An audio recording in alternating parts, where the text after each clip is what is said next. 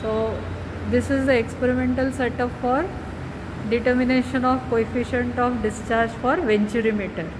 You are seeing here the three venturimeters of three sizes. The size of the venturimeter is the device to measure the coefficient of discharge for pipes. So for pipes, if you want to measure the discharge, then we have to attach a venturimeter to it. What is a venturimeter? So this is a venturimeter which has got a inlet section and a convergent cone, throat, divergent cone and the outlet section. So this is called as a venturimeter. The experimental setup we are having is three venturimeters attached to three pipes of 2.5 centimeter dia, 3.8 centimeter dia and 5.5 centimeter dia. So these three venturimeters are attached and we are going to perform the experiment for the small pipe. The pipe to which the coefficient of discharge is calculated, we have attached a manometer here. So this is a differential U-tube manometer that is required, and then this is an inlet tank, and there through overhead tank water comes to this inlet tank, then it is attached, it is goods to this venturimeters. The venturimeter inlet section and the throat section, they are attached with this pipe to this manometer to know the venturi head or to take the venturi head reading. And then this is finally the water gets collected into this collecting tank, and this for measuring the volume of water getting collected in the collecting tank, we need a stopwatch and a scale.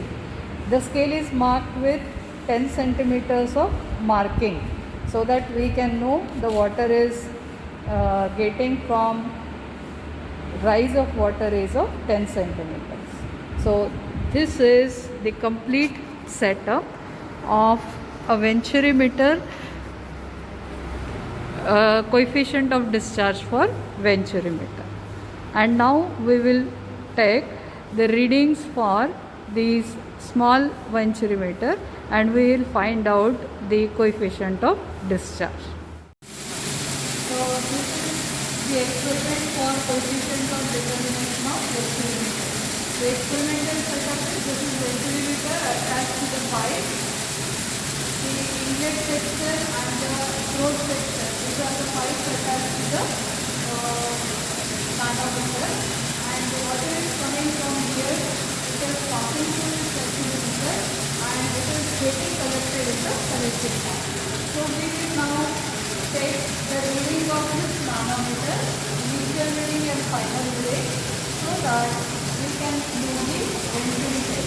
So when we note down this initial reading, the initial reading is here, as you can see, it is 18.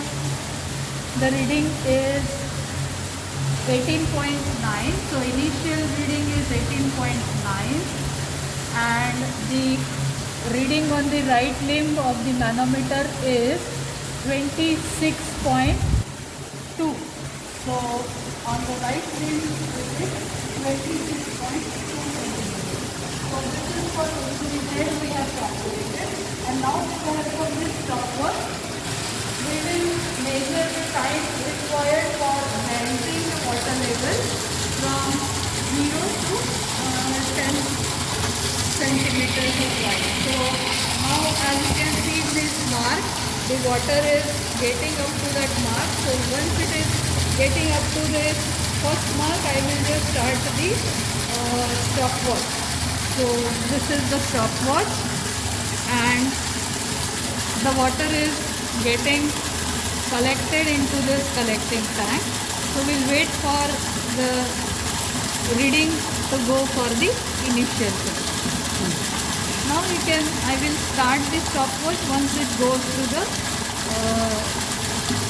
reading.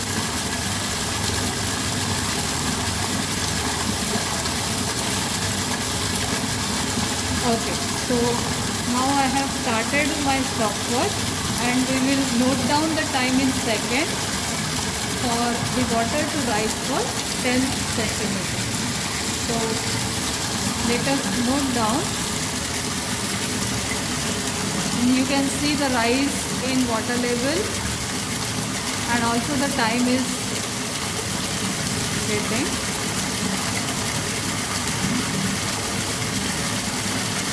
So with the help of this stopwatch, we will note down the time. It is 30 seconds, has been already done. But we have to check for the rise of water for 10 centimeters. So already the mark is there for 10 centimeters. So we will check up to 10 centimeters. So the one cycle is almost getting completed. So it is whatever our reading will be, that will be above 1 minute. So this is 1 minute has already passed. So after 1 minute we will note down what is the time required for 10 seconds. So now let us check and wait for the water getting collected into this collecting tank.